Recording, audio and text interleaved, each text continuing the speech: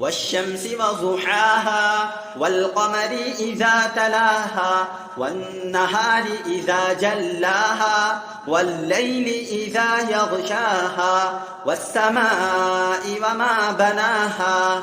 والأرض وما طحاها ونفس وما سواها فألهمها فجورها وتقواها قد أفلح من زكاها وقد خاب من دساها كذبت ثمود بطغواها إذ انبعث أشقاها فقال لهم رسول الله ناقة الله وسقياها